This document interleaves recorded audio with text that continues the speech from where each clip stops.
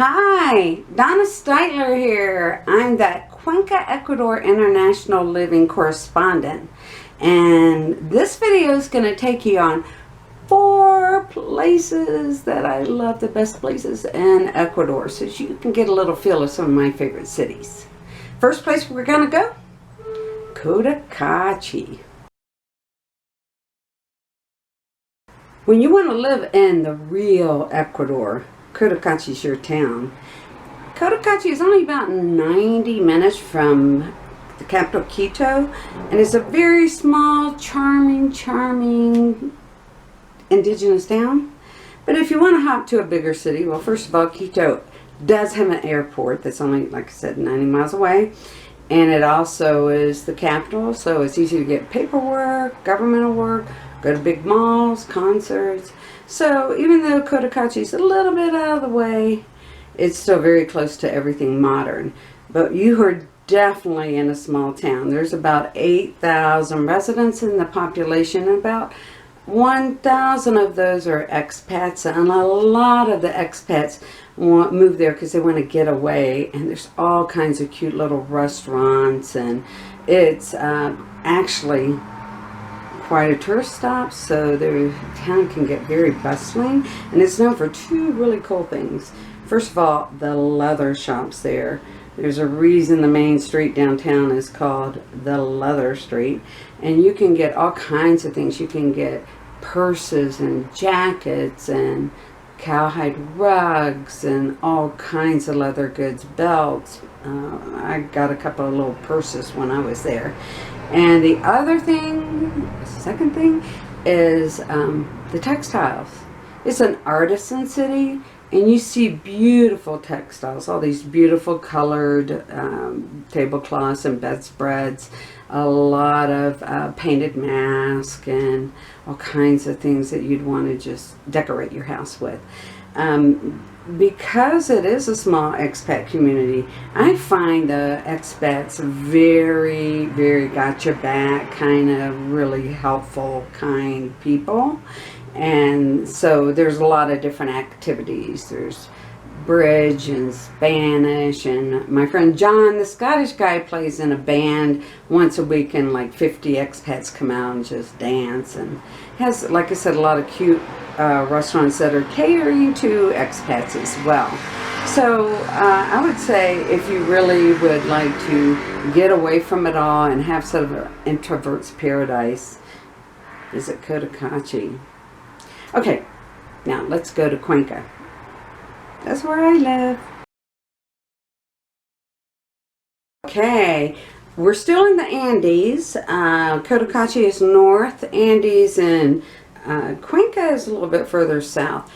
And I love living here. It is the cultural capital of Ecuador. And so if you like art and museums and architecture and street art and street performers, it's a very artistic town. And things like the symphony are free. So you get to see a lot of low-cost entertainment in like the museums as well.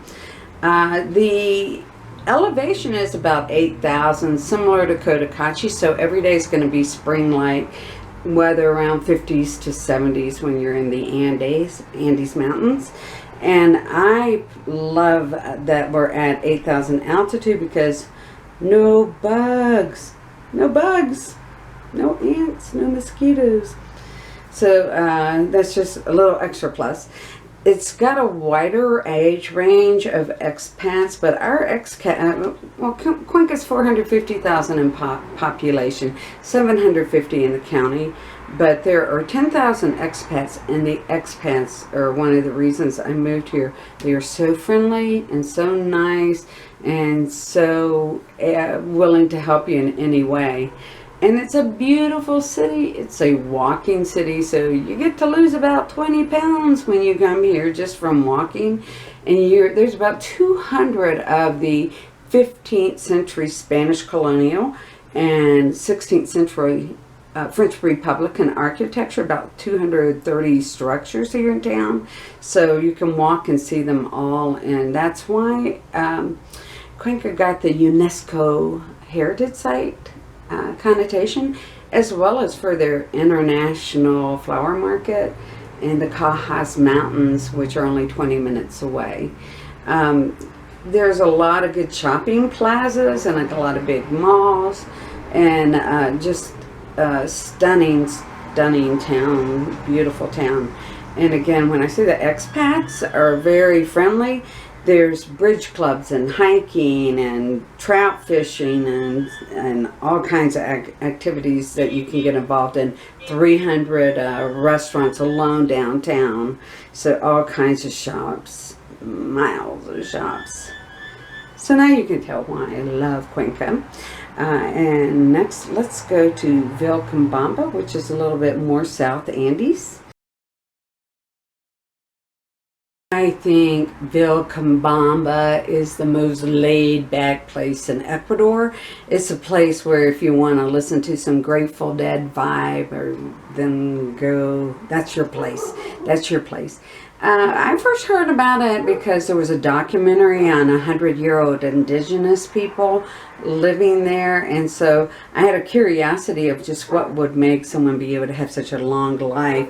And come to find out, VILCABAMBA is just a haven for all the good things for you. Lots of sunshine. It's a little lower altitude, so the weather's 65 to 75, so it's a little warmer. You can grow anything there. It's got the most fertile soil. So a lot of people gravitate to that area because it's a very healthy living environment. Now, what I also found there is when I went downtown, which is, it's a small town. There's only about 4,200 people that live there, and about 1,000 of them are expats. But they're well connected, and one of the places they connect is there's a big square around their downtown El Centro area with lots of little bars and smoothie places to get healthy food. And so they just sit out there all day and drinking a Pilsner or a smoothie and talk about life. So it's a very relaxed atmosphere. Now there's two ways that are, I mean, you can go real cheap, live on the real cheap there, or there's some very nice high skill properties as well. So you can really choose your living style. So I really, and they also, just in case you need it, there's an assisted living facility that's new and just very beautiful as well. So they sort of cater to all ages. I have to tell you, it's just a great place to go to have a spa, and I went there for a long weekend and got massages and all kinds of healthy eating, so it's really health oriented there.